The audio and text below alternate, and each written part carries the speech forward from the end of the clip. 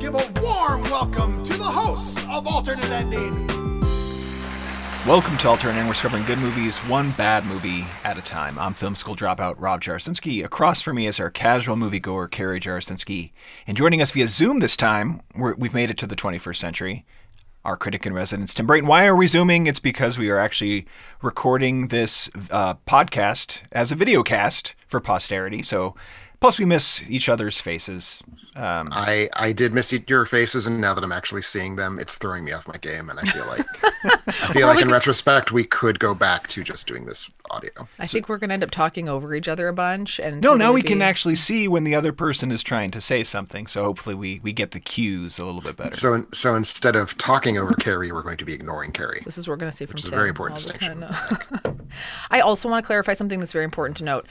Rob looks very nice right now. I am aware, if you are watching this video, that I'm wearing my pajamas. I'm aware of that. And I'm also aware that my hair looks like this. I'm also aware of this pimple on my forehead. Are you actively using your smoothing technology? So I don't know if I am, but I also want to clarify. Let's play. For those on video, if you want to check out the Zoom video, we're posting it on the Alternate Ending YouTube site. Let's see what Rob looks like without the smoothing. Are you ready, Tim? Yeah, I'm about to turn off touch up my appearance. It's off. Wait. And it's on. And it's the off. same. And it's on. No, you can tell like I get a little smooth. I absolutely cannot tell. Oh, I can tell. I can't tell. I cannot tell. No? Okay. So currently, I know it doesn't look like I have a neck, but I think Rob maybe turned on my smoothing. So I actually do have a neck and two chins. You just can't see it. Just looks like it's blending into my sternum, but it's there. Just so that you know, if you're watching this, I do have a neck and a couple chins. Well, for this episode, we're covering a decade that's near and dear, I think, to all of our hearts. It's a decade where we all came of age, plus or minus, I think, covering ages 8 to 17 years old. But despite the nostalgia that we may feel for that particular decade, I turned 19 in the no, I turned 18. You were 18. 18. That's what I said. I said in the vicinity. In the last few weeks, I was 18. Yes. So thanks to Patreon Travis Neely, we're covering the worst that the 90s had to offer. And it sounds like, based on Carrie's research that I saw her struggling with, like she really had a challenge coming up with bad movies in the night, which I don't understand because there were plenty to be had. I could not come up with five. I would say, to me, this was the last decade, and we'll talk about this more, I'm sure, when we actually get to that part of the episode. This was the last decade where you had like a plethora of really bad movies, because I think starting around 2002, 2003-ish, quality control really starts to ramp up at the big studios, and you don't get those kind of just like, this is so dreadful, it makes me want to gouge my eyes out level bad, like studio productions. But we'll talk about that. Yes, we will. To me, this was an embarrassment of riches, not a problem. We'll agree to disagree. Before we get there and head into our worth mentioning, speaking of Patreon, Care, we've got some changes coming to Patreon. You're going to do the thing where you throw this to me, and I do. I'm throwing it to you. Are you ready? He's throwing it to you right now. Force me to be prepared. We said we would jointly talk about this.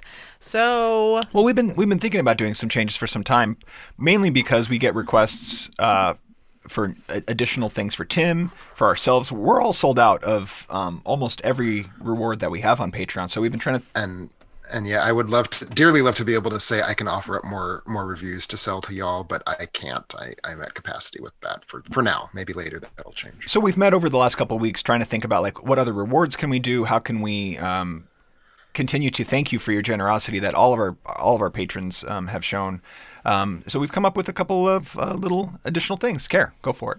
Now I'm tossing it to you. How's that? Now that's a smoother entrance. So I think some of the things, if you already are a Patreon, that you know about, getting early access to the Patreon reviews, and then a lot of the behind the scenes antics. I don't know have you been able to see Tim's nudes, but I know I have access to those. Those will continue. Those aren't for Patrons. Those are for you, Carrie. Oh. I think that's the issue.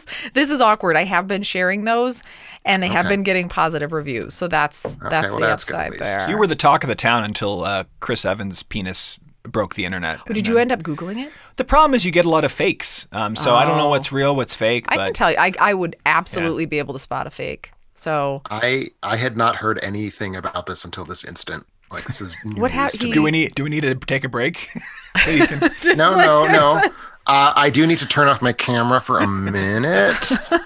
This is, but you searched it, didn't you? I did do a Google image search for it, and like I said, it came up with some that I don't believe are on the up and up. Oh, okay. Yeah. So to As speak. it were. That's good. Yeah. That's good. Thanks for, let's see what I was talking about here. So the Tim's Nudes, those will continue. We also, just a couple months ago, started releasing a bonus monthly podcast episode. So we will be continuing doing those, and those are available to everybody on Patreon. So we hope you've been enjoying those. We're doing kind of a pick the flick episode for that now, but looking to do probably a few different things with that over the course of the next few months and throughout the next year. So then here's the really exciting stuff. So here's what's new. And you guys correct me if I'm wrong, okay? So here's the things that are new. We will be doing something that we're calling a movie club. And I'm probably the most excited about this. Bold, exciting new term. No one's ever heard of this phrase before. They haven't? I came up with it. I came up You're with the it. first person to ever use the term movie club. Movie club. You know, here at Alternate Ending, we are nothing if not innovative. And so we will be hosting a movie club where we'll be looking at movies together, watching movies together, hosting Q&A sessions to talk about movies, break down movies. I won't be helping, but some of you will. Doing film trivia nights, other fun things that we can get together and do everything that is movies. I personally am most excited in the trivia, but I don't know. We still haven't quite worked out the mechanics of trivia, so don't get too excited. Don't get as excited as Get Carrie. excited. We're gonna figure that out. There is going to be trivia, or otherwise I'm unsubscribing from Patreon. So okay, that would be super embarrassing. That would be embarrassing, but it's what I need. So we'll be doing that, starting the monthly movie club. So also starting in January, Tim, I know you said that you're going to be releasing a monthly Patreon exclusive blog newsletter. I'm going to try as close to the first of the month as possible, starting with the 1st of January. Just a little the state of cinema and the state of what my thoughts are about cinema. So that'll be it's not in a good state. Don't say bonus. Tim. Now it got boring. Now it got weird. The state of, again, I was thinking we're gonna talk about Chris Evans' penis every single month. Thank you. Actually, and I'm getting all these photos notifications on my phone. People are just signing up left and right now. So all right. So we'll be doing that as well, starting in January. And then this is one that I'm particularly excited about. We're also adding a new tier altogether because, like Rob said, most of our tiers are sold out. So we'll be entering into a new tier called the Palme d'Or. And that's the little award. The tier is called the what? The Palme d'Or. Here's the thing. I know you're being cute because I know we have talked about the correct pronunciation of Palme d'Or. When did we talk about this? We talked about it about 35 seconds before we started recording this episode. I don't think you may have cut out. What did you call it? I called it the Palme d'Or. Palme d'Or. That seems strange because it's D''OR. That's correct. Okay. So it's what Tim said. And we will be, now I'm all thrown off. And now Tim will be reviewing a movie within the Worth Mentioning segment on the podcast. Yeah, it's basically going to be, we're already doing a Carrie and Rob Worth Mentioning, but, as a sort of panacea, because again, me writing more reviews is an option, but me talking about more movies on the podcast is. So it'll basically let you say, hey, Tim, watch this and go on for about, a minute and a half on the podcast. And I will happily do that for you. Okay. And then in addition to that, Rob and I will be adding an additional 5 Sundance Grand Jury prizes to the Patreon as well. So if you want to sign up for that, that's where Rob and I will bring a movie to the Worth Mentioning segment to talk about on the show. And all of these new perks are available on Patreon now. So you can go out and check those out through the site and peruse, see what you like, get excited about trivia, Speaking of things we're excited about, what about Worth Mentioning? What have you been seeing since the last episode, Care? We've covered a lot of ground, I feel like. Oh, man. So many movies. So we did a watch party this week, saw Eternal Sunshine of the Spotless Mind again, found out that it's still good, although This was your second viewing, right? This was my second viewing. I watched it when I first met you. I think I didn't actually know what happened the first time, maybe, because I liked it the first time. This second time around, second viewing, it was different, but still good. We also caught the one and only Ivan. I don't know if you guys have heard about this. It's about a monkey and he's trapped and gets out, maybe or maybe not. Disney Plus edition. Yeah, it was one of the Disney Plus films that was originally going to go to theaters and then got dumped on Disney Plus because Feels like the right fit. Yeah. the world is ending. Yeah. Feels It like also the feels like right the right fit. Yeah. It also feels like the right It's fit. good. I thought I'd like it a little bit more, but I saw that. I saw another one called Spontaneous. The Rob and I caught a screener of that. We're not allowed to talk about it apparently because it's embargoed. Is that It the is right embargoed term? until I think late September. It's releasing in drive-ins on October 2nd and on premium VOD October 6th. Can't tell you about it, but I can tell you I'm very excited to talk to you about It's it. as if John Green, writer of Fault in Stars, mixed with like really graphic horror.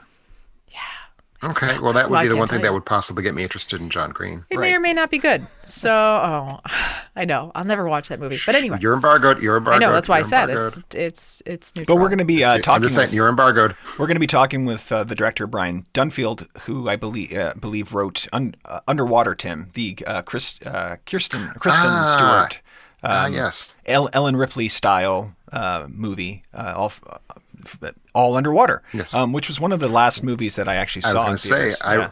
I remember seeing that in a theater apparently within the last 12 months, but boy, does it not feel like that. Yeah.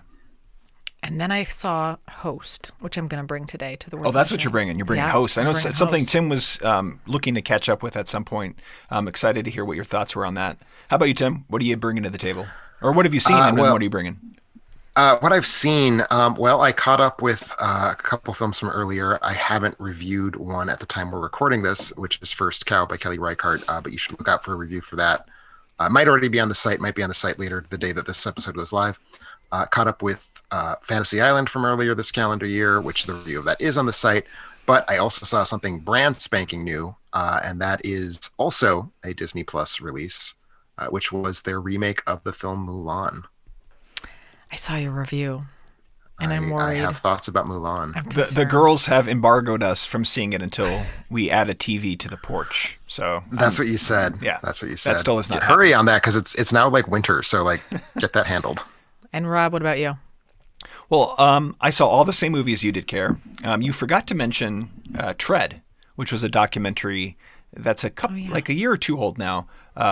Also got a screener for a documentary called All In, The Fight for Democracy, covering the history of voter suppression, but focusing more on the Stacey Abrams campaign. She's the politician that ran for governor in Georgia.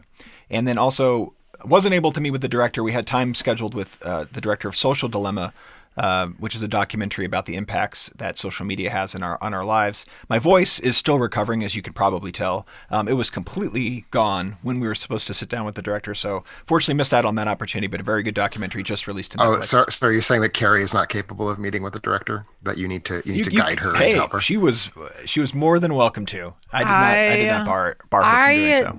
Don't like to do that. But since we can't talk about Spontaneous, which is what I would bring, we'll talk about a little bit closer following the embargo date. The one that, other than Host, that I really want to talk about the most, the All-In Fight for Democracy was very good. Don't talk about that. But I want to talk about Tread, because it's one that Don't talk about that sticks one with either. me. I won't spoil it, but I'd like to talk about That one that does not stick with me at all, which is why I even forgot to mention it. No. I don't think it was Wrong. that interesting. It's very You think it interesting. was way more interesting than it was. But anyway, I won't knock your movie, but I will. So the one I'm going to talk about is Host. This is directed by Rob Savage. And Tim, you said you've heard about it. I looked up, you mentioned that you wanted me to see it, so I looked it up, and it does seem like it's got a few interesting hooks. It's interesting. So the interesting hook is that it's our lives right now. And so Rob and I, every day, 9 to 5, probably 6 hours a day, we're sitting on Zoom calls. And so Sure. the hilarity of all of the like snafus, all of the like issues that people have while they're on Zoom calls. And then people develop like a decorum on Zoom calls, like the same thing to come in or out of a Zoom call. Like, oh, I'm going to give you that 30 seconds back at the end of this call. Like they played on all of the humor of the things that we all experience now if you're in corporate America on Zoom all day, every day. So it basically sets up these 6 friends. We're in the middle of the pandemic, so it's all very relevant. They come together, and one of the friends decides that they're going to hold a seance. She has a medium that she's hired that comes in. They say that she's like the best at conjuring things that go bump in the night, and that essentially they get all their friends together to do this. They get into the Zoom, and it quickly devolves into like a really snappy horror movie. And it's like, I kept telling myself, I'm like, this is not going to freak me out. I'm not going to be scared. And then it totally did. Like, I definitely had the edge of like a Blair Witch thingy going on, but also via Zoom. So it was funny. It was clever. I thought the writing was really good. And frankly, I didn't recognize any of the actors in this. And so I just thought it was going to be sort of like B-level acting. I actually think the performances were really solid in it too. Like I believed. Yeah, it was great performances and great dialogue. Like the dialogue was so genuine. It was a conversation that any of us could have. And the characters in the short time that the movie's only like 56 minutes long. Yeah. Ooh, I do like this movie. Yeah. Yeah. And in that time, like you already know who everybody is, and you know all the personas are out there. Yeah. And you're one of them. That's the other big perk of this.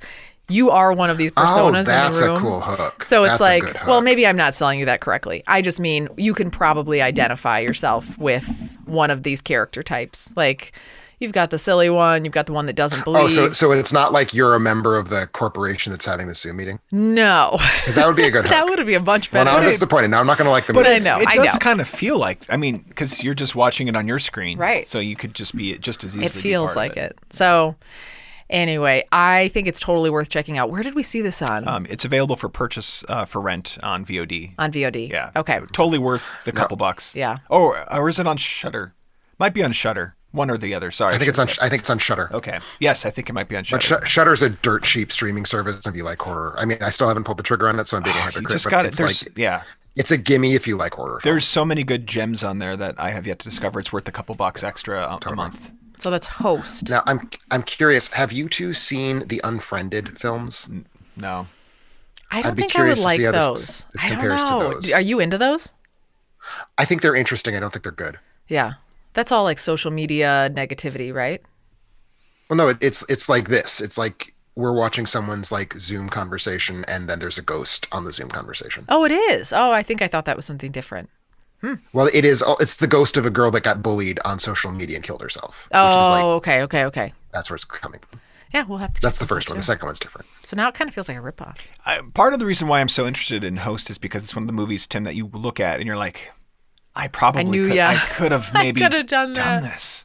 Damn it. Like, and there's some good effects. And they must have all sent the actors and actresses equipment to execute all of their things. And it's just really fascinating. I'd love to kind of see the behind the scenes on how this was put together. Totally. All right, Tim. Yeah, I'm hoping that we get a good piece of quarantine art. I still don't think we have one, but maybe this could be interesting. Maybe you, Tim. So I will definitely be taking a look at this. Will you be thinking about creating a piece of quarantine art? No. No, not this year, not this pandemic.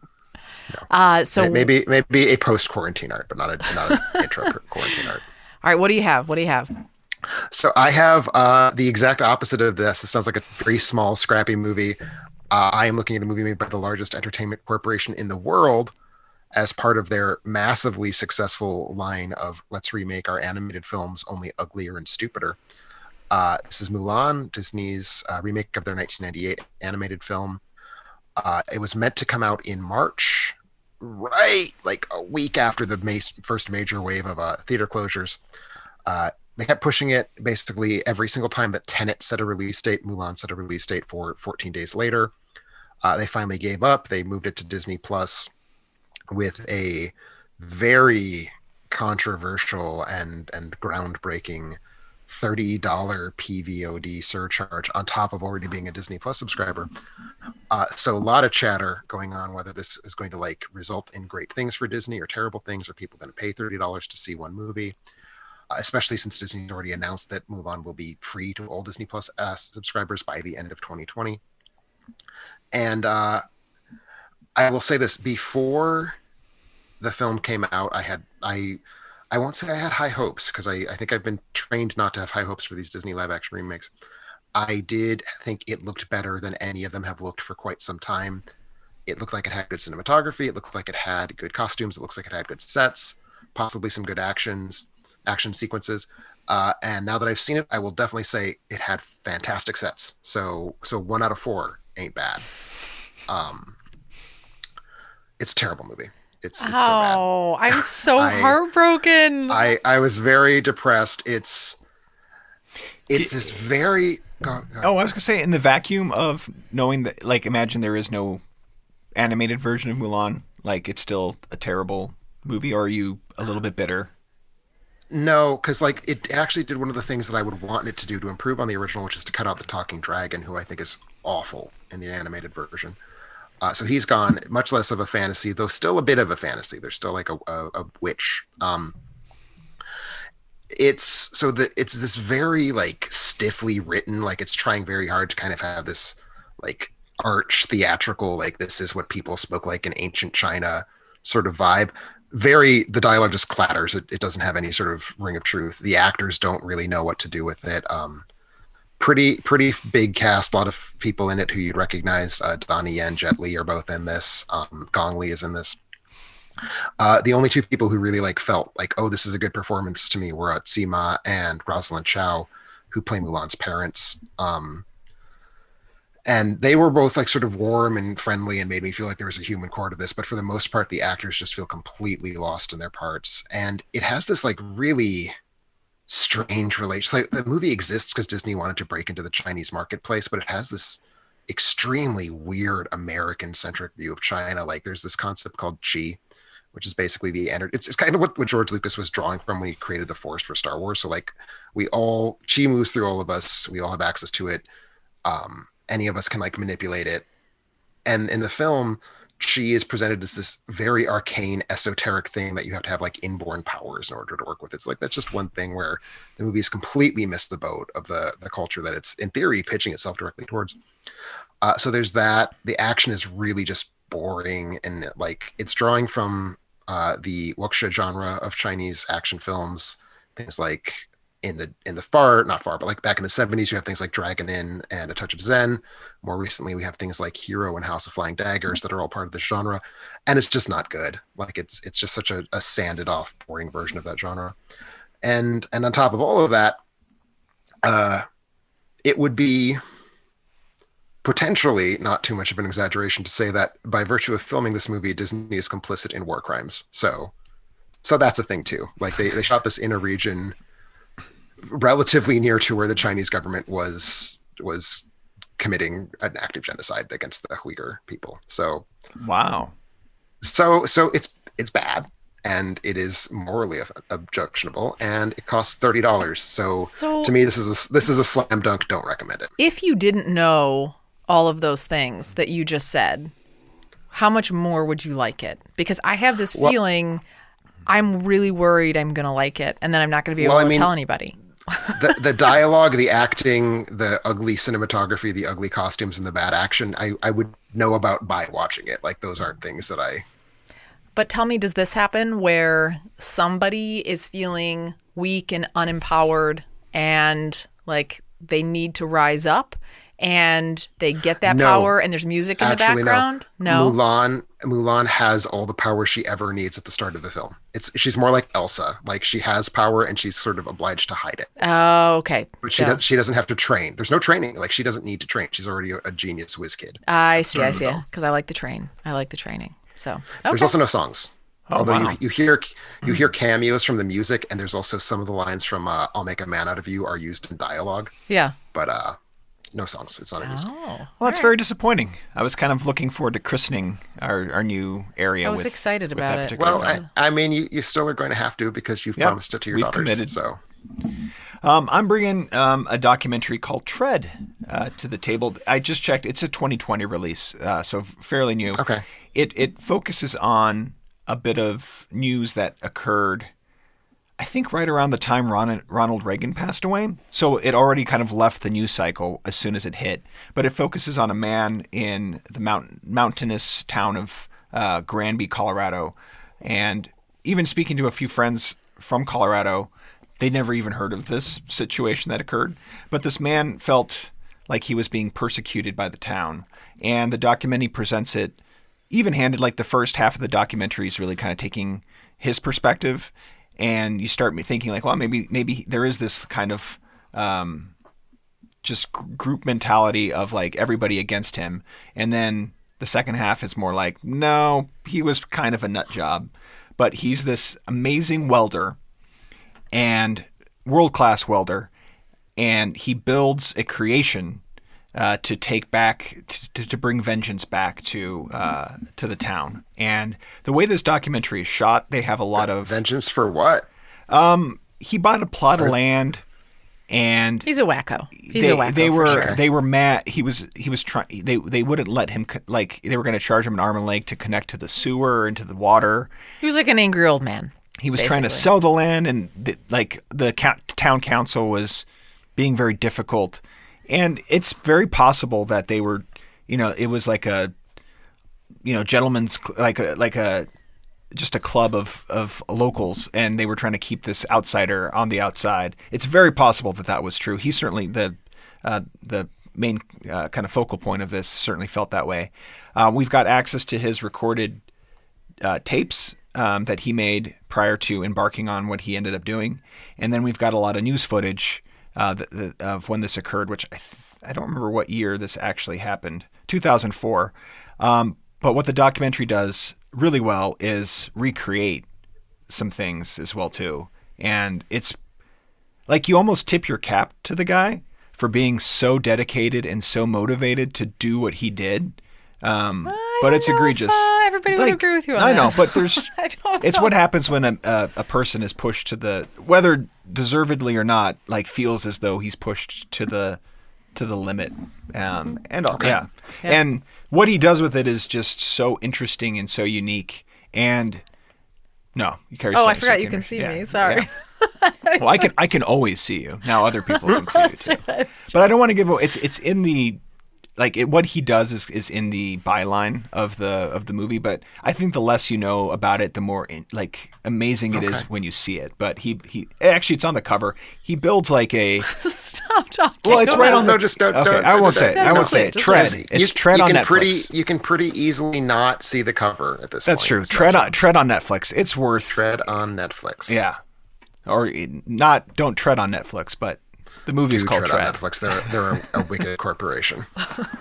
Remember, you can find more details about all the movies we've watched at our website, alternateending.com. That's alternateending.com. Before we head to our break, you might be wondering about ways to support the show. Carrie covered one of the ways. How do you think I did? You did a good job. Just direct to the point. I feel like I know all I want to know about being on Patreon. All right. Oh, good. You can sign up too, Tim, by going to alternateending.com. Yeah, get that new Palm Dior. Palm Dior over there. Palm Dior over there. Or get the Sundance Grand Jury Prize now that we have more, because Mario Alaldi grabbed the last one, and now we're adding 5 more. So if you've been thank wanting, you, Mario, for joining. I just have a feeling like Mario. everybody's going to migrate from our Sundance to the Palm. These are all Palm D'Or. supposed to be internal monologues, Rob. Yeah. Like, don't say these things We'll out see. loud. That's We'll see where the love is. There's still a finite number of them for me. What's going to end up happening after everyone's migrated? Then there will still be the people who weren't able to move fast enough who will settle for you. What I think people will do is, because people are so kind, be able to like create a fake name and just sign up again.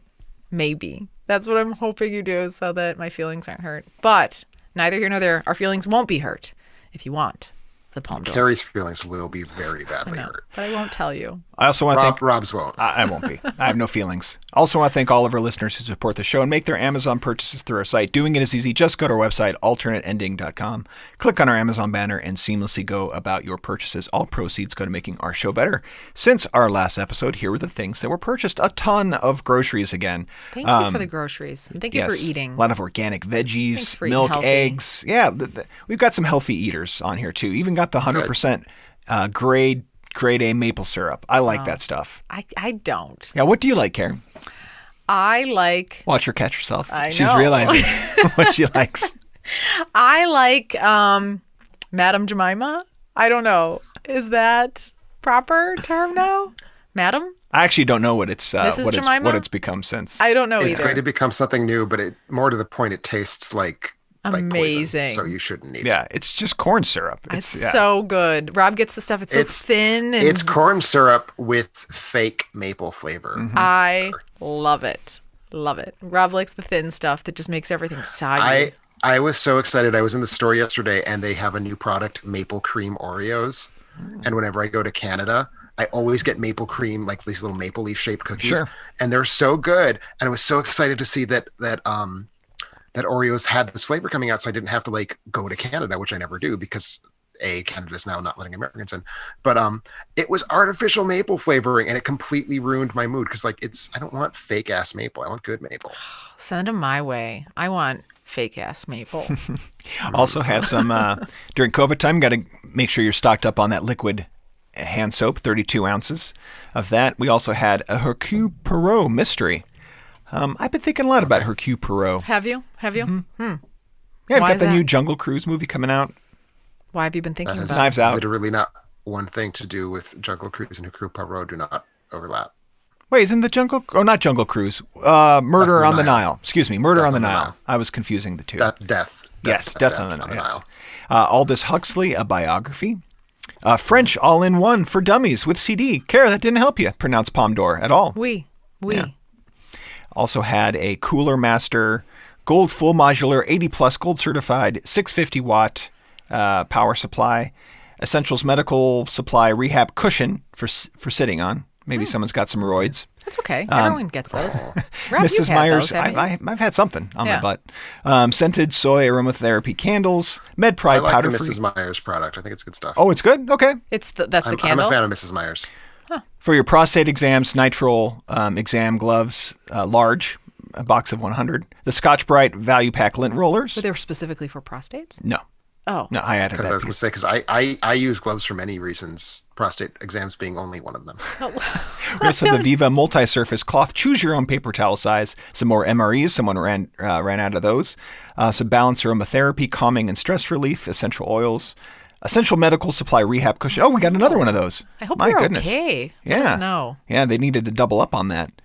Some other liquid hand soap in a sweet lavender and lime smell. That's an interesting combo. Yeah. Some Kindle ebooks, The Great Lent. Okay. The Lost History of Christianity. The Church of the East. Okay. Content area reading and literacy, succeeding in today's diverse classroom. So that's cool. A History of Christianity in Asia. The Encyclopedia of Eastern Orthodox Christianity. And the Blackwell Companion of Eastern Christianity. Some light reading for your weekend. Give us the Cliff Notes. Had the Nutri-Chopper. That's the thing I think that like quickly chops up the veggies. It is.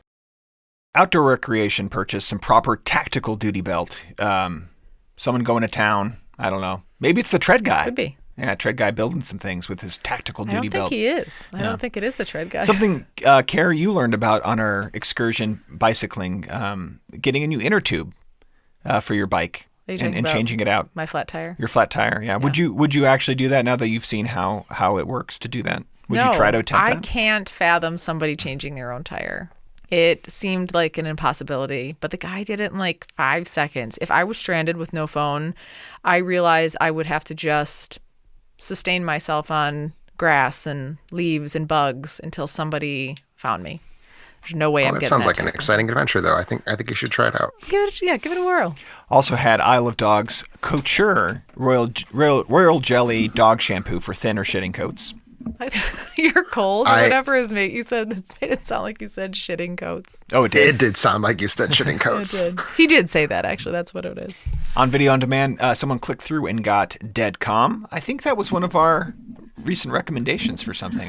Maybe during the Nicole Kidman episode or something. I think it was during a Nicole Kidman episode, and then not too long ago I reviewed it for our for the Australian Winter of Blood. Yeah, so thanks for clicking through. It's been showing up a lot on the site lately.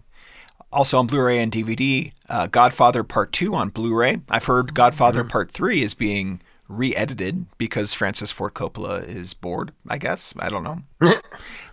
Also a Blu-ray and DVD, Down from the Mountain, the Oh Brother Where Art Thou concert. I've never heard of that, but that sounds fun. Oh, yeah. It's my mom was a huge fan of it. Okay. And then on Blu-ray, because Oh Brother had that like whole like Americana music. Yeah, that's like the thing I like most about it. Actually, I think is the music from it. And then Hunt for the Wilder People on Blu-ray. Love that. Always a good choice. When we get back, our 5 worst films of the 90s. And welcome back to Alternating. We're talking about our worst 5 movies of the 90s. I guess we have to even clarify like what the 90s is because Tim threw us with something of the decade list or the 2000s or the whatever it was. Like he had weird parameters with the dates. So what are the 90s for you, Tim? So when we use the phrase the 90s, I do mean 1990 to 1999. Perfect. So when we say when we say the decade, I would mean 1991 to 2000. Got it. So I think we'll be okay there, Carrie. We're safe. Does that line up with you? Wait, I can start with 90? Hang on. I'm good if it happened in 90, right? That is my belief, yes. Okay. Now, you could always make the argument that because a film released in 1990 has a very good chance of having been produced in 1989, maybe that makes it an 80s movie. But we're not going to in be my that kind of case. assholes. All mine were produced in 90 or later. 90 through 99. Other criteria for this, I don't know if you guys will agree, had to have seen it. I don't want Rob, you going out there Googling lists and figuring out ones that... I've never done that. You've done it on Pick the Flick. I've done it on Pick the Flick. I've never done it on Top 5. Yeah, well, I'm just going to say, I think of the three people on this podcast, the person who has been guilty of putting things on their top 5 that they had not seen is not Rob. That's true. I actually believe that to be true as well. But in this case, I had to have seen all of them. I went through another little criteria. No sequels. I don't think that's fair to have sequels because those are just inherently not as good as the original. So I went with all had to be the original premiere film. You know what I mean? We can't have Beethoven 4 on here, even though it wouldn't make this list, obviously, anyway. But you couldn't do that. I only picked the originals. Okay. To try and be pure around what was a real bad movie. Sure. And then another criteria, I had to feel like it was terrible at the first viewing. I had to actively think it was bad. It couldn't be something that I really liked back then. And then if I were to rewatch it now, would be like, oh yeah, that was a crappy movie. I had to have thought it was terrible on the first viewing. Okay. So yeah, and that's about it. And this is why I didn't have much of. I only have 3 movies. Only 3 bad movies in the 90s. Yeah. Amen. So as I said, to me, the problem with this list is that I had to find some way to whittle down my original list of 70 possible titles because there were so many bad movies in the 90s. I put a couple filters on myself, less because I think that there's so in one case, there's an actual intellectual reason for doing it. No direct-to-video films. Agreed. Which took out so many wonderful candidates. And I want to shout out a couple honorable mentions here before we get started. Jack Frost, the 1997 slasher movie about a snowman, and Theodore Rex, the beloved private eye adventure starring Whoopi Goldberg and a Tyrannosaurus Rex, both of which would have been slam dunk entries for my bottom 5. But I didn't want to go there. That felt like a disingenuous thing to do because, of course, direct-to-video was terrible. The 90s were maybe the golden age of terrible direct-to-video films, especially genre films. And genre films gets me to my other and perhaps less immediately defensible point. This was such an extraordinarily bad period for horror films that a honest list of the 5 films that I thought were just the most abject and horrible would be nothing other than horror sequels. So getting sort of to Carrie's point, sequels are a tough thing. I limited myself that it couldn't merely just be a sequel that is really bad. It had to be a sequel that is egregious in some way, or a horror film rather that is egregious. It has to be doing something truly foul and reprehensible to make my list. Otherwise, it would just be so many slasher sequels would be on this list, and that would be boring. And I don't want to bore you. That's true. Speaking of boring, Rob, what's your criteria? I do have a sequel on my list, but I think it belongs here. I actually have 2 sequels on my list, and one of them is a horror sequel. But I'm saying, okay, that's Carrie's role. I also couldn't have liked it ironically or hated it. There's movies that you love to hate, and there were a lot of ones from the 90s where they're bad movies, but I still like them for being bad. These are movies where I just, I don't even want to spend any more time with them. I don't want to do a fun, jokey Netflix watch party with them because of how, well, maybe that's not true. Maybe Deep Blue Sea and Anaconda are not on my list. Right. That's very much something I feel as well. It has to be something I don't like watching. Yeah. There's one in here that I actually left the theater for, which I've only done with one movie, and that was this one. That'll be a good story. Yeah. And let's see what else. I think it's higher up on my list for ambition and just lack of execution because you could punish the smaller movies. There are plenty of bad small movies in the 90s as well too, but I'd rather punish the ones that were huge, hugely terrible. Hugely terrible. I am telling you though, I spent more time on this episode prep than I've ever spent on any episode in all the years that we've done this, and I tried all these different tactics to get to a 5. So I started with IMDb ranked lowest to highest, and I was like, okay, I'm going to work my back from the ones and up. Around the threes, I started to recognize some movies, and then I was like, why are these threes? Like, there's like Batman and Robin is at 3.7. I'm like, that's like a 10-star movie. So that's there. I don't know why. Then you've got like Air Buds in there and Beethoven's in there that aren't rated high. And I'm like, but these are classic, wonderful movies. So I don't know people's rankings. I think people are a little bit off here. So then when I only had the three, then I went, Tim, to your letterbox.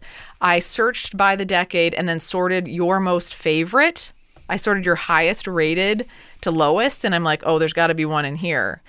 Like Tim's 5-star. There's got to be a doozy. But even then, I couldn't pull out any ones I didn't like. So finally, I went a couple other strategies through my letterbox, a couple other ways, and I pulled out two more that are real clunkers. But it was really hard for me. The 90s what I'm hearing golden. is that your blind adoration for the decade of your adolescence is so intense that you are incapable of acknowledging that it produced bad cinema. I actually think that's true. So I love all of these movies, and yeah. Starting with your number 5. Starting with my number 5. Okay. That you love the most, technically. Wait, this is our least favorite, right? Right, least favorite, but this was the one of your worst 5 that you love the most. Yeah. The least favorite. This isn't the worst movie ever in the 90s, but it's pretty darn not that great. And this one comes to you from 1996. It brings you a gentleman who's just come out of World War II. He's hanging out. He can't go anywhere because he's very badly burned. And he has thankfully, a nice woman played by, I think, Kristen Scott Thomas, who's like, I'm going to take care of you, despite the fact that you're not going to make it, probably. But it's brutal a little bit, and it's long, and it's boring and dusty. And Ralph Fiennes is doing this very dramatic accent that you're like, come on, what accent is this really? I think that's his, like, actual voice. I don't know. It seemed a little overdone, if you're asking me. And this is 1996's The English Patient. I should have. I will. Yeah. Go ahead, Tim. I will not be put in the position of defending The English Patient, but I feel like I have just been put in that position, is all I will say. Do you feel the same about this movie? Do I think that it's the 5th worst movie of the decade? Yeah. No, absolutely not. Is it in your 70, the top 70 worst? I think this is a good movie. This is in, if I were ranking the films, all the films I've seen, this is probably in the top 50% for me. Did you really think that his makeup seemed all that believable? I don't think that his makeup being or not being believable is the pivot point around which my estimation of the film's quality resides. I really dislike this movie. It's just, I find it so boring. It was so brutally boring. So boring.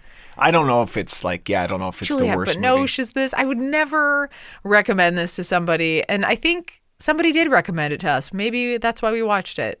I don't know. Maybe this was a Patreon request. I just want to make sure that we just want to keep it. Just want to throw this out there so everyone keeps in mind. This is the Best Picture winner for 1996. Oh. So you know what? I was unclear on that, but that's where they were wrong. This should have been the year. Oh, they were. That's what I'm saying. Like, that's why I don't like defending it, because it took Fargo's Oscar that Fargo should have won. Fargo lost to this?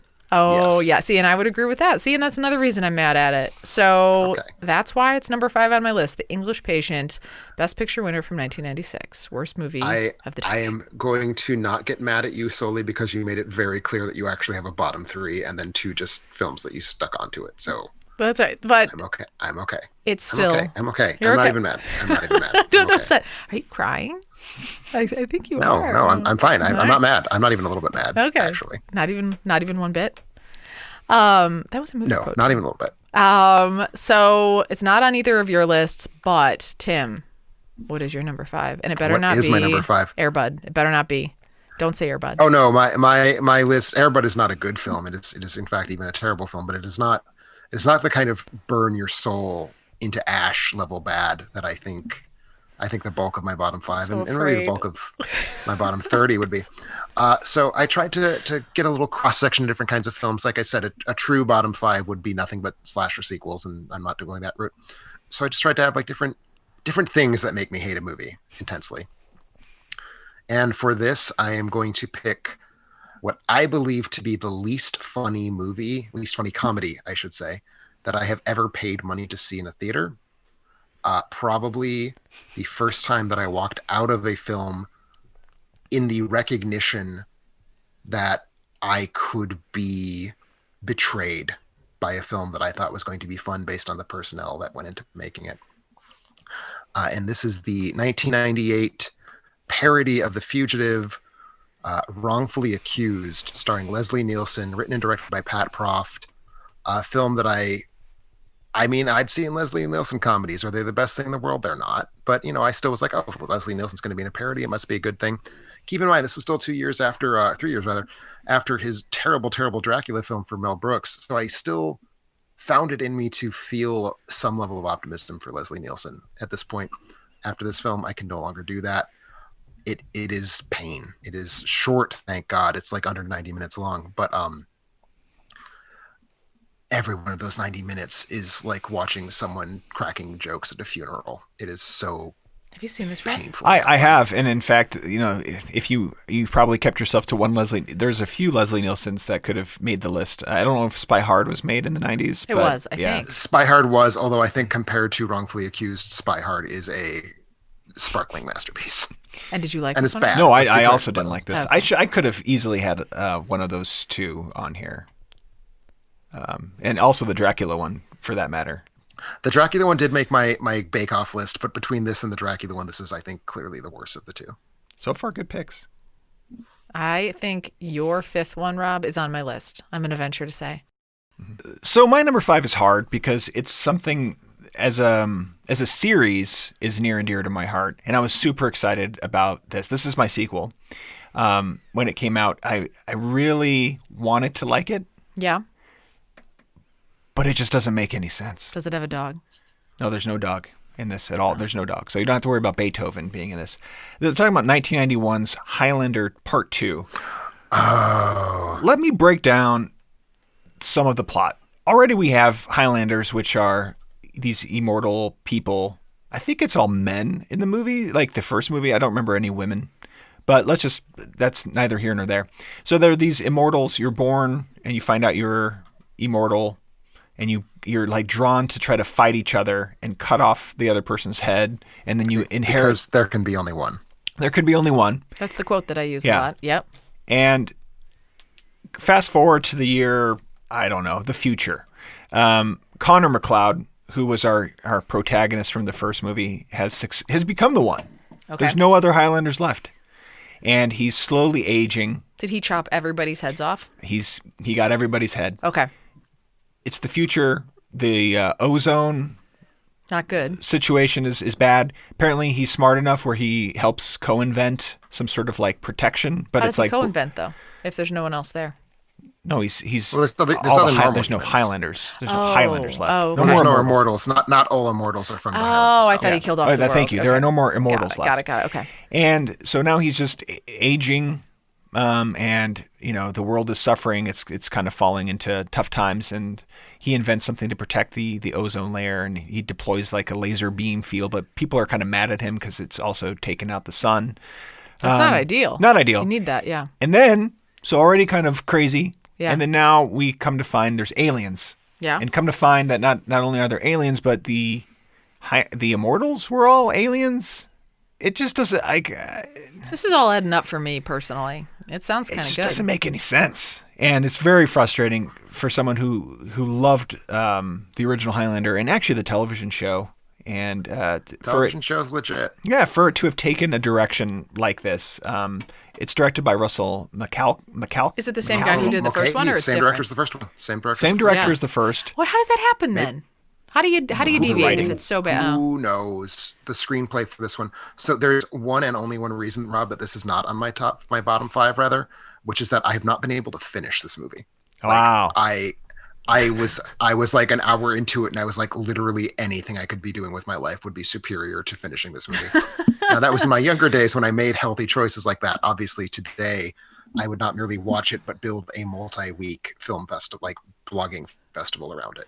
But yeah, They destroy abject shit. They destroy the canon that I loved so much, meaning like the history of like all of the mechanisms as to why, how the immortal system works. Yeah. Like they undid it, and it's basically Indiana Jones and the Crystal Skull is what they did to. Oh, that's is upsetting. what they did to it. That is Oh, upsetting. it's so much worse. But so though. much worse, yeah. So much So worse. much You guys have such a low bar too, or like I don't know where the bar is. Where you guys really have a high tolerance for a movie that is just really terrible too. So it's amazing that both of you guys find this to be unwatchable. This is terrible in its own right. On top of which, it is the kind of sequel that seems to specifically hate the fact that people liked the original, and it wants to punish them for liking the original. Yeah, and then there's parts in here where it's fun to maybe replay and then just laugh at because of how bad they are, but by and large, it's just terrible. Like anything with when Sean Connery comes back, spoiler, kind of amusing. Is he but doing things lately? no, I think he's retired. He is for sure. Long Like 90, since. 90 years old or something. He has not made anything since 2003. Oh man. So that's my number 5. All right. That's where I'm Good starting. number 5. That's where I'm starting. Right now, I don't want to. You're gonna be hitting some depths. You're gonna be hitting some depths, my good friend. I don't want to say it, but I feel like I'm winning right now, personally. But So let me guess. I'm gonna guess that the next film on your list say. is going to be Three Colors Blue. hang on. No, it's Okay. not. Is that your favorite movie of all time from the 90s? It's my favorite movie of the 90s. Okay, yeah. I thought about it, but I haven't seen it. If I could. This next one that I'm bringing you brings out something in movies that it's a trope. Let me check me on this if I use this term correctly. It's a trope that is one of the worst for me. I really don't like the idea of an overweight person or somebody who is. I don't like the idea of overweight people either. They should all be sent to the moon. See, you're one of them. You're one of them. So you take a person who's like overweight or like have appearance problems, maybe they're whatever, and then they lose a ton of weight and suddenly they're loved and admired. And like that whole, is that a trope? Like it bothers me. Yeah, it's a trope. What bothers me even more is when it feels like when you like fakely make them overweight and they look ridiculous. And you know who does that? Eddie Murphy in The Nutty Professor. When he like blows up and gets like, they make him like a joke when he's heavier. Like he's a joke and we're laughing at him. We're made to laugh at him. And then if you've seen this movie, he takes some sort of medicine that he discovers and then he turns into like, what does he call himself? He has Buddy a name Love. for Buddy Love. How awful. Like, who would call yourself Buddy Love? And so I don't know, that whole thing always, even as a kid, made me uncomfortable. I'm like, why, if somebody didn't like you for you before, why are we suddenly, do you like you now? And that always made me uncomfortable. On top of Eddie Murphy, I'm also not a big fan of him in general. I don't think I ever have been. To me, this is the film where Eddie Murphy irrevocably begins his descent into like making idiot shticky children. Yeah. Just going to say the same thing. Yeah, this is like, I can't remember if Life came before or after this, but like, yeah. After, I think. Okay. Like, it just was like, let's not make fun. It felt like making fun. And I don't know. I just didn't like that. And again, that was part of my criteria was like, I had to have really not liked this as a kid. And me seeing this at like age 10 or whatever I saw it, I remember just being like, this is just rude. I don't know. So this is my rude, yucky pick. The Nutty Professor. I will say, as someone who is myself very overweight. You are not overweight. I am. I'm like at a medically unhealthy weight. I think making fun of fat people is very funny, but I still don't like this movie. I don't disagree with both of those things, but I... So you disagree that the movie is not funny? No, or I disagree with one of those things. Okay. As everyone can see from this video, they are very svelte. I don't mind this movie. Like, I it's just not don't. I I don't mean, like hate when this his like movie. parts of him were like blowing up, and I'm just like, let's not make fun of his butt. Like people can have bigger butts. That's a good thing. I don't like this movie, but I think that if we're going to trot out the hate word, I would have to save it for Nutty Professor 2 the Clumps. In 2 got even worse, but I tried to stay to the original. No sequels for Carrie. That's right. No sequels for Carrie. So that's my number 4. Where are you guys at? Tim, you're up with your number 4. So my number 4, which I just reviewed not too long ago during my quarantine marathon of bad movies from the 90s, is a family adventure comedy that suggests, it's amusing if we take babies and we make them geniuses. It's 1999's Baby Geniuses, the second worst film directed by Bob Clark, only because he would later go on to make a Baby Geniuses 2. This is a film in which babies are apparently in possession of universal knowledge and a universal language. And so a couple of evil scientists played by Christopher Lloyd and Kathleen Turner, both of whom clearly had some terrible debts they needed to pay off, are trying to basically unlock the baby's brains to have access to this universal knowledge and this universal language. And the babies themselves communicate through this very elaborate and hideous. They basically took the baby's facial positions, removed their lips digitally, animated their lips together. So there's these like very weird kludged together like still photographs of the baby's lips that have been animated to resemble speech and then like digitally glued back onto the baby's faces. So it looks like they're talking sort of more or less the words that are coming out of their mouths. And for a movie about how babies are geniuses, most of the dialogue in the film is all about how babies relish shitting in their diapers and making adults cope with that. It is abominable. It will make you feel like it ruins babies. It makes them look so grotesque and so off-putting, and like it is a crime what this movie does to babies, basically. I think and it's, on top of it, just a very stupid movie. I think the most important question, though, Tim, is do these babies know what happened in Tenet? I think that Tenet came out 21 years after this movie, and that is a disingenuous question as well. But they are geniuses, Tim, and you need to be one to know what happened in there. So, I'm just kidding. I don't know that I've seen this movie. I haven't seen it. Oh, well, it sounds terrible. You should, clearly. I wasn't. You should see Super Baby's Baby Geniuses 2, which is the same, but they're also superheroes on top of the rest of it. Oh my gosh. Yeah, when it was made, like it didn't fall into like between that 8 and 17-year-old Rob didn't it had already missed my demographic. Yeah, and then I never wanted to go. Rob wasn't into kids at the time. Yeah. Honestly, I'm not clear what the demographic for this film is. Like, very depraved people. Yeah, because like it's a little bit creepy probably for a kid. Like maybe a kid's could, but like it's a little bit of older sense of humor. So yeah, I have no idea. For my number 4, we've had Sean Connery on the list with Highlander 2. And we've had Ralph Fiennes with Carrie's number 5 with The English Patient. And for my number 4, we have them together. Oh, boy. As both protagonists and antagonist in the movie that our poster takes its name from. And that's The Avengers. This is 1998's Avengers, not to be confused with Marvel's no affiliation. Avengers. No affiliation whatsoever. This was a television show from, I don't know, the 50s or 60s. 60s. Yeah, it's basically the Kingsman. Is the way, like a old-timey Kingsman is the way that I like to think about it. And I was kind of excited based on the trailers going into this that it would be superheroes, James Bondian superheroes. And sure, it delivers on that. Who's the gal that I am in the smoking Uma suit? Thurman. Oh, okay. Dr. Emma Peel. The names, and maybe it was a big joke in the TV show. I've never seen the original series. Tim, you may have. It's a joke. Okay. It's absolutely a joke. But like, it's half serious, half joke. Like Sean Connery's character is basically Dr. Evil in the sense of he's trying to create a weather tool, and his name is Sir August De Winter. Uma Thurman's character is Dr. Emma Peel. Ralph Fiennes is John Steed. Mm-hmm. Over and over again, you're selling me on your movies, Rob.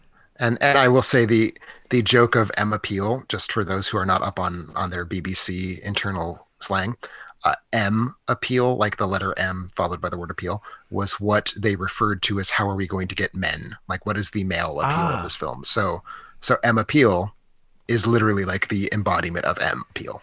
I'm surprised this isn't on your list, Tim. It's fucking horrible. Yeah. And as someone who loves the show, I'm doubly outraged by how bad this film is. But again, I had a deep bench of candidates. Yeah, they have sword fights. The umbrellas are swords. Okay. Again, Sean Connery controls lightning and the weather. Yeah. And it doesn't sound. Maybe it doesn't sound. Giant teddy bear great. At one point. Yeah, it's just absurd. There's nothing good in this movie. Like not even of all those. of all those late 90s TV adaptations that were coming out like this, The Mod Squad, Wild Wild West, this to me was by far the most just like inept and grotesque as a movie. Yeah. And they're all bad. Like there's nothing good that came out of that I cycle. expected that you guys were going to be offending me with movies that I really loved. So I'm sort of like, I feel better that these are at least movies I haven't seen. So Mr. Carrie's number 3. you guys have completely forgotten about this movie. All right, we'll see. You guys are going to hate this movie. You're going to say, Tim's especially going to hate it because of his disdain for children. Rob's going to hate it because of his, because of his disdain for redheads. And all in all, this is the time where when I was a kid and saw this, I was like, I don't know if I'll ever have children, because this is by far Problem Child. Yeah, it is. Thank you. Thank you, Rob. Great movie. It's a what? Fantastic movie. This is not a fantastic movie. I liked it. This is John Ritter. This is Jack Warden, who you know from 12 Angry Men. This is this kid who never did anything afterwards because nobody liked him. He got all of these panels that came in and they were like, this is literally the worst human child that has ever existed. Didn't he do Problem Child 2? After Problem Child 2, he was done. He was done after that movie. This kid is absolutely the worst. Here, this nice little family comes along. He has been adopted through many, many families, but like not in the, so like, he's not in the problem child way where you adopt and it's like, yeah, I'm struggling with some things and you have to help him through. This kid is like mean and he's awful and he does like awful things and like pranks, but also like he's vicious and he hurts the grandpa even at one point. And it's like, I'm mad at John Ritter for not having a backbone. I'm mad at this super annoying kid for not appreciating the family.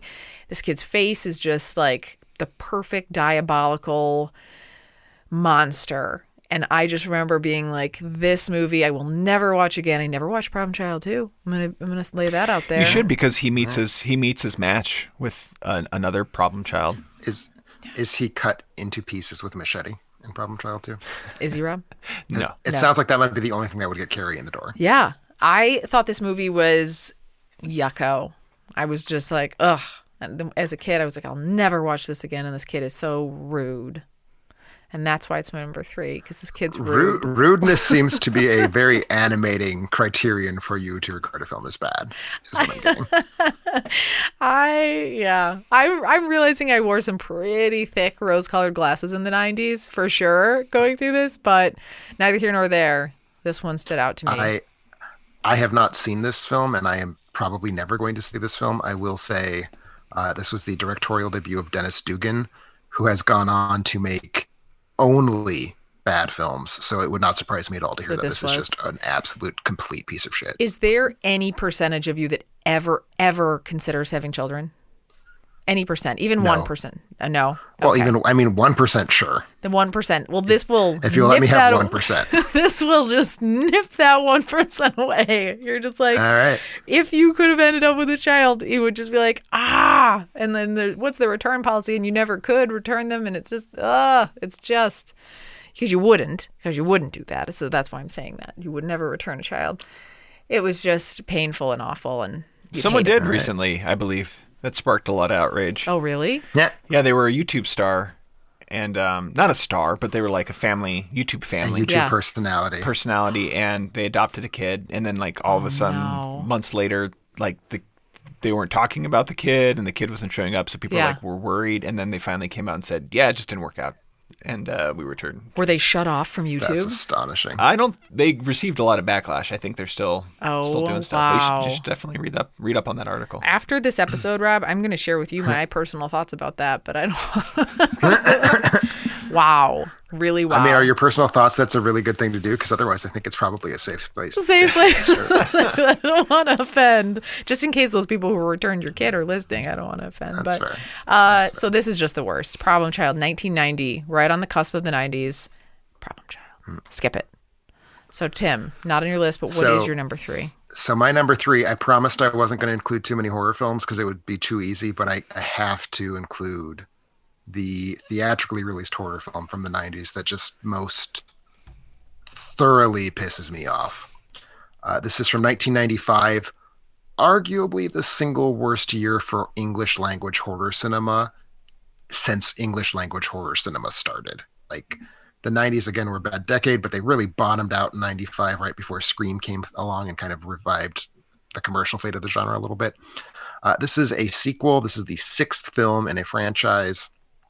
And this is specifically Halloween, The Curse of Michael Myers, which is this just illegibly underlit story about how the whole time in all previous 5 Halloween movies, what we've been watching is actually the expression of an ancient druid curse. It is, first off, it's just such a trashy sequel because like the films are already not great. They're a slasher franchise. Like there's a low level of quality here, but it undoes so much of what made the earlier films good by What like number saying, is well, this? Which this one is number this? 6. 6. This Okay. is the 6th one. They advertised it, in fact, as Halloween 666 because isn't that clever? It trashes the original films. It makes no sense whatsoever on its own.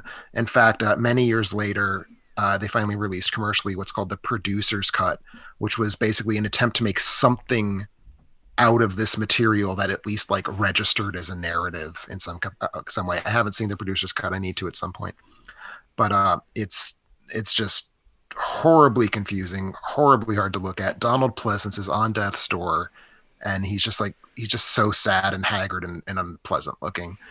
This has a very young Paul Rudd in it. It was one of his first films, so like that's kind of the cute thing about it is you can see like wee tiny baby Paul Rudd, who looks exactly like Paul Rudd in his 40s because Paul Rudd is ageless. Ageless. Oh. Such a just gut wrenchingly bad sequel. And again, like horror is bad in the 90s, and this still finds a way to be like by far the worst theatrically released horror film I have seen from the 90s. So what I've heard is you don't like the way certain people look in the movie, and it's underlit, and so that's why it's is it the third worst? It's the third worst. Worst of the for those 90s. reasons. Okay, that seems not shallow at all. So I mean, you have the English Patient as your number 5. I told you his face looked very bad. His face, and that accent was atrocious. But yeah, have you seen this, Rob? The 6th? I'm sure. You get like, lost it's in there somewhere? Like they all blend together for me Yeah. at one point, but yeah. I don't remember being actively bad. This is the only one that has druids. Okay. And feels like the worst episode of the X-Files turned into a long, very, very narratively complicated and confusing. Yeah, so next up on my list is by and large based on IMDb ratings of a 6.1 and Rotten Tomatoes of 63%. By far, you should base it on your. I know. I see what you're saying. It's by far the highest rated on my list based on those two, by far. And yet, I hate this movie. This movie came out the year after my beloved Tim Burton's Batman in 1989. This came out in 1990. So I was kind of like in a moody film noir, superhero-esque type feel. And I had high hopes as 8-year-old Rob did for Dick Tracy. Oh, I love Dick Tracy. I love this movie. You love this? You guys both love this movie? So good. Love this movie. Straight up love it. Wow. Totally. What's so boring? All the jacket. He's got the cool It's jacket. so beautiful. Yeah, like I didn't get the costuming. Like I thought it was boring. I thought the makeup was overdone and too cartoony. Overdone. He needed a big chin. Oh my gosh. Oh my gosh. No, How did you not like this? Did not like. Very much did not like. I would challenge you, Rob, to try revisiting this with adult eyes. I think you will find it to be it's kitschy, it's cute, it's fun. When's it's the not last a great time you film, saw it? But it's Oh, I mean, I just needed to see it once as a kid. Oh, okay. Didn't need to revisit it because it was like, what am I watching it for as a kid? Yeah.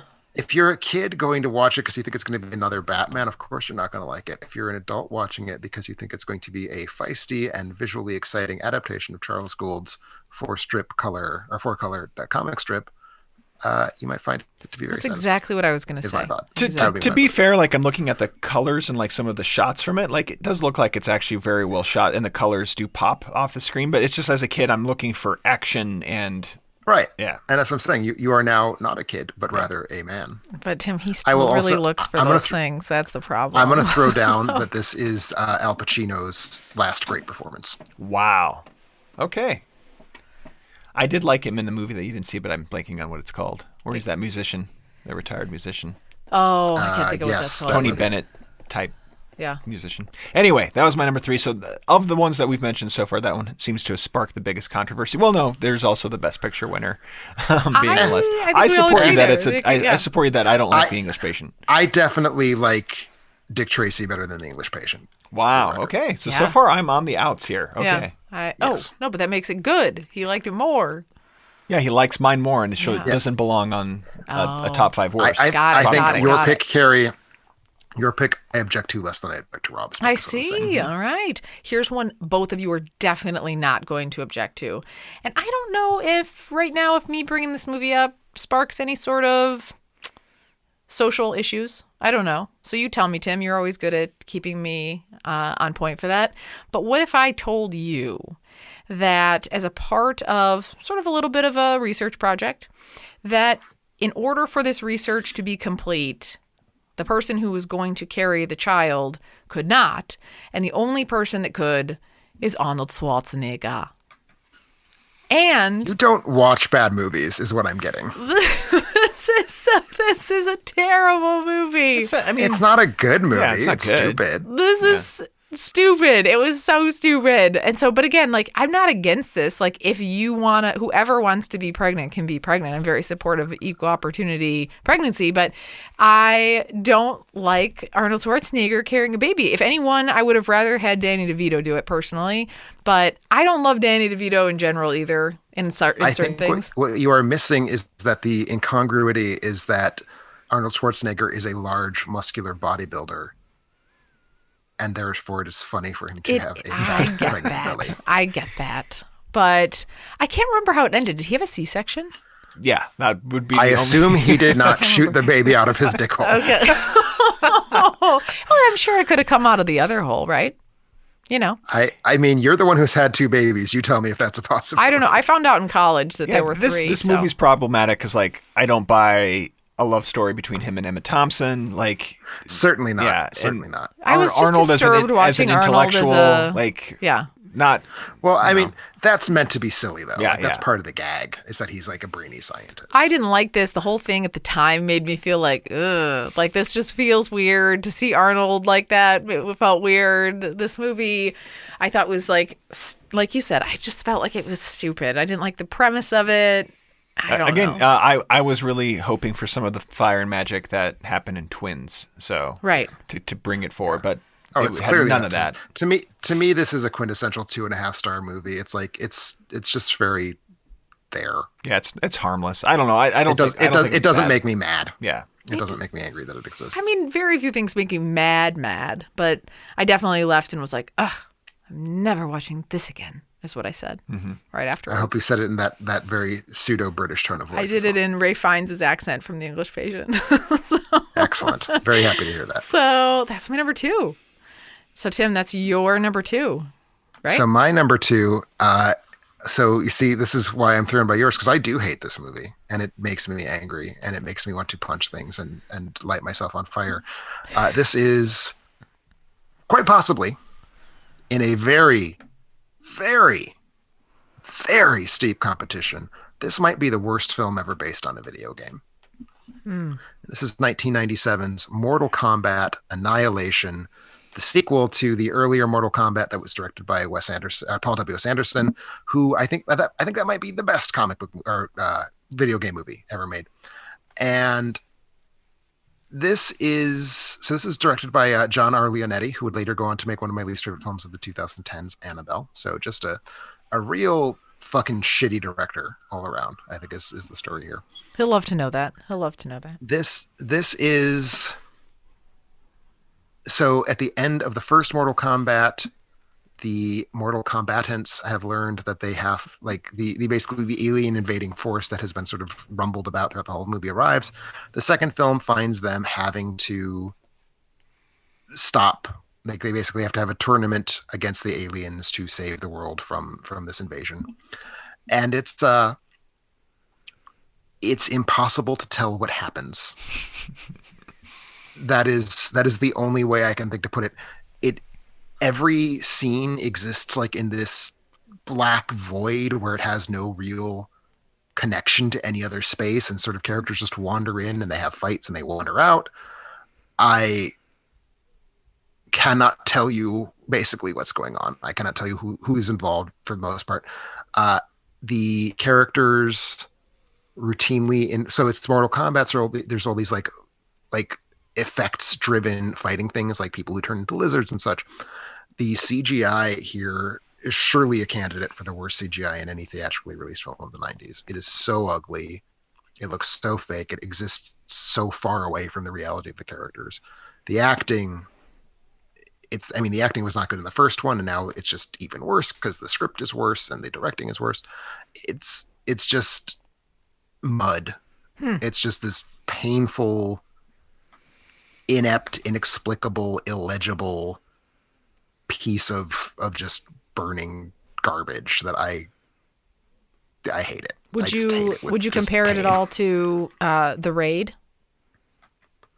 I would compare it to The Raid in that they are both action films, and one of them is a masterpiece and one of them is this. There are a few It sounds similar. quite a few. It sounds All video game movies could potentially be the worst. I think of Super Mario Brothers as being pretty terrible. Street Fighter. This is substantially worse than Super Mario Brothers. I was a big Mortal Kombat fan, the video game, so I think I should have thought about this one. It's pretty awful. Who did you play? I like playing as Shang Tsung in Mortal Kombat 2. That shocks me. And the first one, it was Scorpion. Kane. You seem like a Kane guy. Kane. Oh, yeah, there was a Kane. Yeah. Mm-hmm. I liked the one with the blue ice Sub-Zero. balls. I liked Sub-Zero. Sub-Zero. He had a great fatality. Yeah, I know. Great spine-ripping fatality. Yeah. I never could get the combo for that. I just shot balls all the time. Yeah. That's what I've heard. Yeah. So that's a good pick. I'm interested if other people have that on their list or if other people have seen it, because it sounds awful.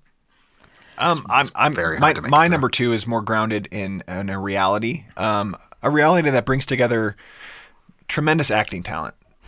And yet it ends up being a 16% on Rotten Tomatoes and a 5.6 on IMDb. I loved anything Tom Hanks was in at this time. Yep. This is 1990. Loved Tom Hanks. Bruce Willis in Die Hard. I think Melanie Griffith was already fairly established. Kim Cattrall, well liked from her role on Mannequin.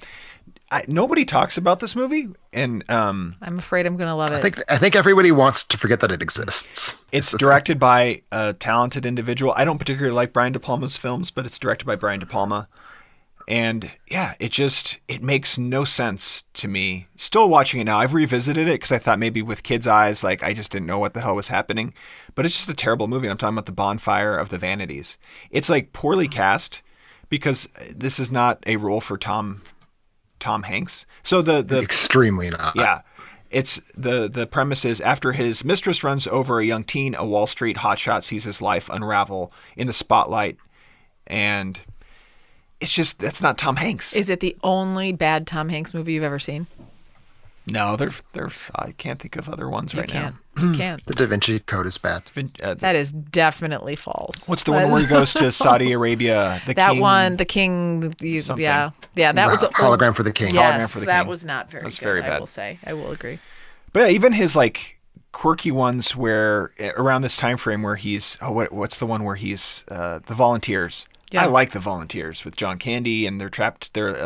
He's a snooty rich kid, and he has to go to the Peace Corps to like run away from his debts. Like he owes huge gambling debts to killers, so he goes and joins the Peace Corps to like get away. Yeah, and he's a snooty, wealthy, affluent guy. Like I love all that stuff. This one is dark. It's meant to be kind of like a dark, and then you got Bruce Kim Cattrall. Like, you've that's got a Bruce weird Willis and as the investigative journalist who's investigating this Wall Street guy. Yeah. And it's just, the tone is just not well suited. I think it comes down to a bad casting. Like if I have to pinpoint it.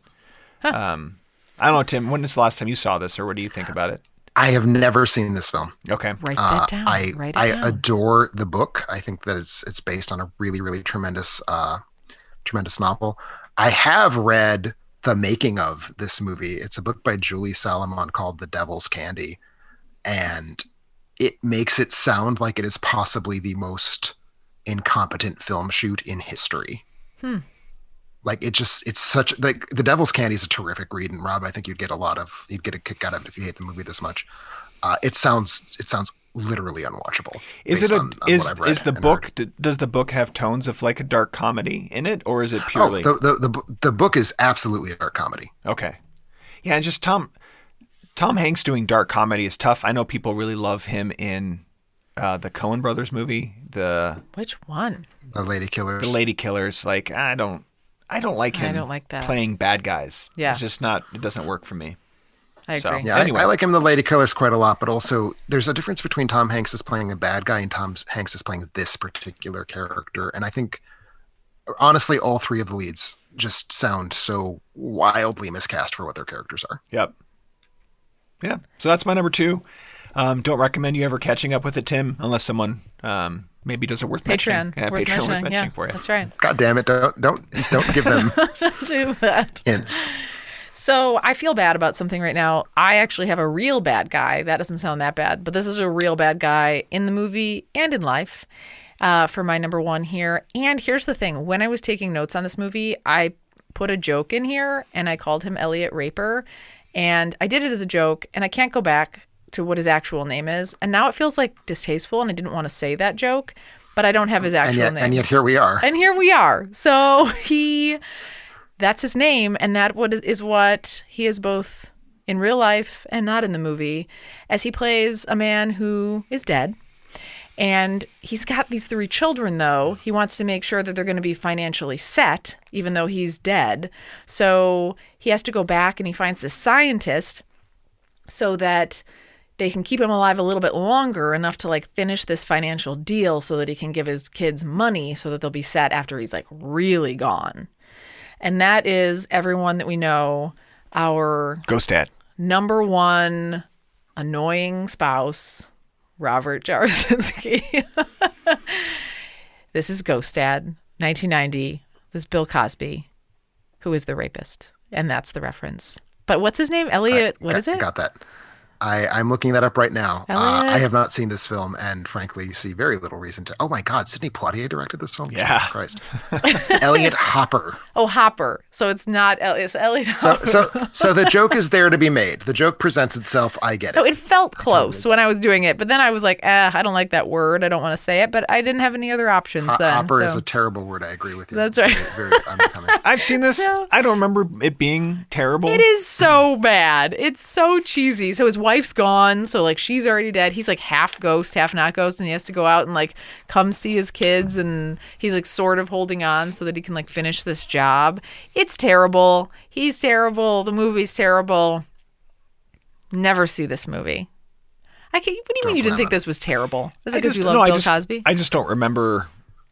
So I did. I really enjoyed, and I know it's a terrible movie, but I loved Leonard Part 6, or whatever that Bill Cosby movie was, where he's like a James Bond agent and they tried to train animals to like do evil things. It's absurd. It's an absurd movie. Have you seen this, Tim? Leonard Part 6? I have not. I've heard it's the worst thing ever made.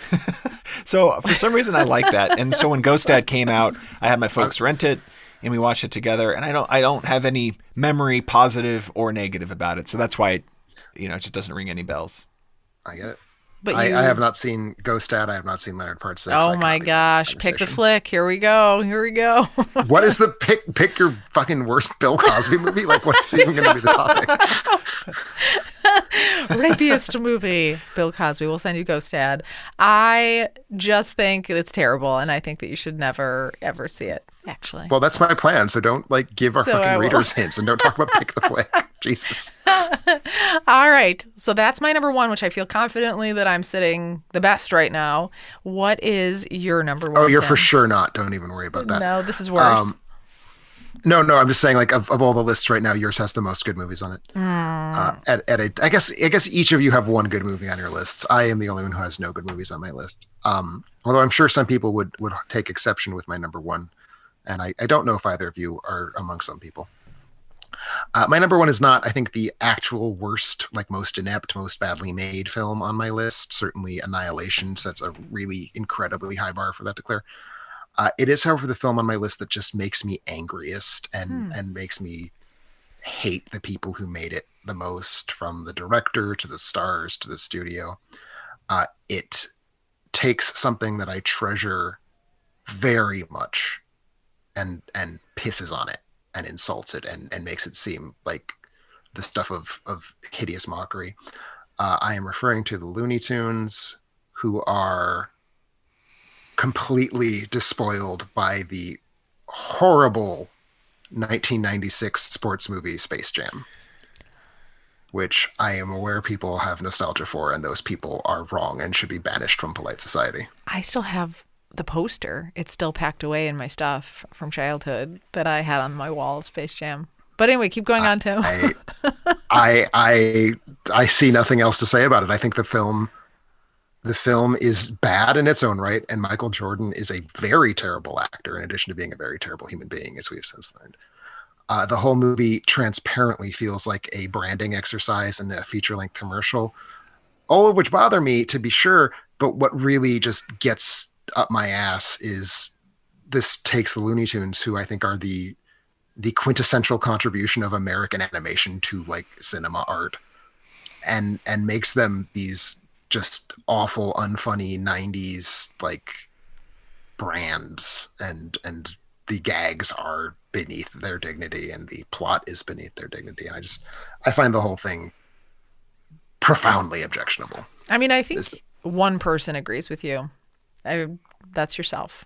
I think everybody else loves this movie, Tim. Everyone on all the lists have this as number one of the 90s. I have actual problems with this movie as something that exists in the world. So you're not super psyched about Space Jam 2 with LeBron James, although LeBron James far better actor. When is it coming out? That's the thing. LeBron next summer. LeBron James a better actor. It can't be worse. It can't be worse. So I actually am sort of excited for Space Jam. Won't have R. Kelly on the soundtrack. It will be better than this. Yeah. I'm gonna get this to Tim something Space Jam for his birthday this year. Remind me of that. Don't. You got it. Don't. God damn it. Now we're left with my number one, and surprisingly, well, I got it. So I hear Robbie's thought, or Carrie's thoughts. What are your thoughts on this movie, Rob? It's one of those middle of the road movies. Like I don't have strong. I was really into the soundtrack, and sad to admit that it was R. Kelly's "I Believe," like the "I Believe I Can Fly" song, had me going. I can barely remember anything about the movie, good or bad. I remember Bill Murray being funny, doing his Bill Murray thing. Bill Murray is doing his Bill Murray thing, and he does it well. Yeah, and that's about it. I mean, I love Bugs Bunny. I was a fan of Michael Jordan, and yeah, it was all about the soundtrack for me. So I Believe I Can Fly probably puts it in my memory banks as the movie then being fine, but it was the soundtrack that really hooked me, and I bought the soundtrack and listened to that. You song. love Michael Jordan. I do love Michael Jordan as a basketball player. Fantastic. So He's real good. Tim looks upset. So we'll move on to number. We're left with my number one, which is the only movie I've ever walked out of it. No, that's not true. There were two. Oh my god. What was the other one? It's not a 1990s movie, so I'm safe. Okay. The other movie I walked out on was Shoot. Was I with you? No. Hugh Jackman movie where it's time and space colliding. Blanking on its name right now. Tim will think of it while you tell us your number one. What is it? Kate and Leopold. No, I love that movie. That is space and time. That is a good movie. You've got it. The Fountain. Oh, The Fountain. The Fountain. Had to walk out of that. That's not a 90s movie, though, as far as I remember. No, it's 2006. So, this was young Rob. Probably like this movie on its surface built for a 17-year-old Rob because it featured a lot of young, attractive talent in a high school setting. And it just, for some reason, just did not click with me at all. It was trying to be like a Heathers knockoff a little bit, but I didn't really like Heathers to begin with either because I didn't really quite get dark comedy all that much. Is it Striptease? No, it's not Striptease. No. I did like Striptease. No, I don't like Striptease. I've never seen Striptease. You've never seen Striptease? But this is 1999's Jawbreaker, starring Rose McGowan, Rebecca Gayheart, Julie Benz, Judy Greer. So really like a talented group of young women. And it takes place where three of the most popular girls in high school accidentally kill the prom queen. With the Jawbreaker, right? With the Jawbreaker, and it gets like lodged. They do some sort of like, they take her and they put her in the back of the car, and to silence her, they put a Jawbreaker in her mouth and like tape it tape it over, and then she accidentally like Chokes on it. swallows. Was it one of the ones that you get that are really, Huge. really large, Yeah, that so you really can suck huge. for 7 days? Yes, Oh, that's right. Who can actually fit those in their mouth? I don't know. But when I saw and then one of the less popular girls finds out, and then she uses that to try to make her popular. And Okay. So anyway, it's just, I don't know what happens because I walked out of the movie, but Yeah. it was just, it felt poorly acted. I wasn't vibing on the dark comedic aspects of it. And I personally think it was because it was poorly executed. Never heard anybody talk about liking this movie. I swear I haven't heard about this movie in 20 years at this point. Yeah. So it's just a movie that people forgot about because it was so terrible. And I really hate this movie. Really hate this movie for that reason. Good to know. Let's check in with I will rush right out and not see it. Let's check in with our audience every week. We ask you to submit your picks for our top 5 episodes, or bottom 5 in this case. Based on those submissions, here were our audience's bottom 5. Okay. Tied for 5. All right. A little controversy for me with one of them. Milk Money. Roger Ebert hated it. This is supposed to be the worst, not the best. Yeah. And What's wrong with Milk Money? people had problem with, kids hiring a prostitute to teach them sex ed. Yeah, but they ended up falling in love. Right. I think people found that preposterous, but I thought it was sweet. Also tied for number 5 is the early 90s Captain America that I don't know if it was released. I don't remember ever seeing it. So It's really horrible. It was on my long list, although... Oh, is this the one with like a really really bad red horrible. skull? It's really horrible. It has a red skull in Yes. it too. Yes, I remember Yes. it. I think I was just so excited about. I think it might have been direct. No, was it direct to video? It has a really weird theatrical release history, so I don't know if it would have made my list anyway. It's quite bad. Tied for number 4, we also have The Legend of the Titanic, which I've never heard of. I've heard that's very bad. Though. Oh, there's a very impassioned review of it on your website, and I thought about it, Okay. but it seemed like shooting fiction. How many stars did you give it? The minimum number that our site's coding permits me to give. Okay, good to know. How about our other number 4, Tim? Troll 2. Seems like a movie you would have reviewed. I haven't reviewed it, actually. This, to me, very much falls in the realm of I enjoy watching it too much to say that. I mean, it's terrible. Of course it's terrible, but it's a hoot. The next 3, I think, are wisely tied together because I know they're not good, but I still can't help kind of liking them, and that's Batman and Robin and Wild Wild West. I love Batman and Robin. That's the one with the freeze, right? The freeze is coming. Yes. Wait. I get Batman Forever and Batman. Yes, it is the one with the freeze. Robin is the one with Mr. Freeze. Forever is the one with the Riddler and Two-Face. To me, it's a hard call because Batman and Robin is clearly like just trash, and it's so stupid, but it's stupid in a way that's like delightfully garbage and fun to watch. Forever, I can't make it through. Forever, I just find dull. So, which one is the worst film? It's hard to say. Yeah. I'll watch them both. No thoughts on Wild Wild West? Anybody? Never seen it. No. It's terrible. Yeah. It is terrible. At number 2, Highlander 2 The Quickening. That's one you had, I Rob. know. And number 1, no one had. Yeah. And that's North. I've never seen that. I have not seen North. Yeah.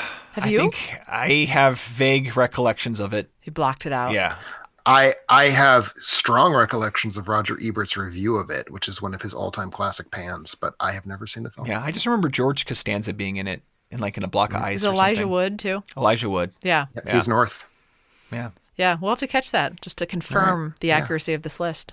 Definitely. And our winner this week is Thrash Till Death, who said, "It was in browsing for options for my picks that I noticed I'd neglected to log Mortal Kombat Annihilation on Letterboxd. So I guess it counts by yours. default. Here are 4 more.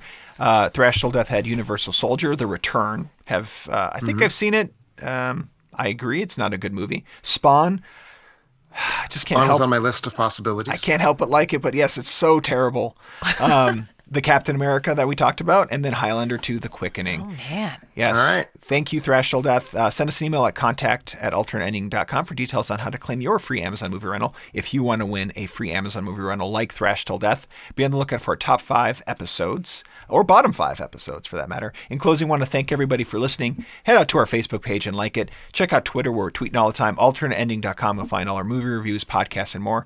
YouTube and Facebook, where we're doing some posts. I know that Carrie and Tim are, tossing around some ideas. Oh, boy. We'll be coming back to you with a couple of things. Carrie, you're thinking about maybe reigniting the How Have You Never Seen as well, too. I know. I saw Goonies. So I'm like, I just saw it for the first time, and I feel like I got to tell people We got to about get your it. reaction to it. I know. Absolutely. And subscribe to our podcast on iTunes or Google. And then don't forget about our Patreon. We will catch you in a few weeks.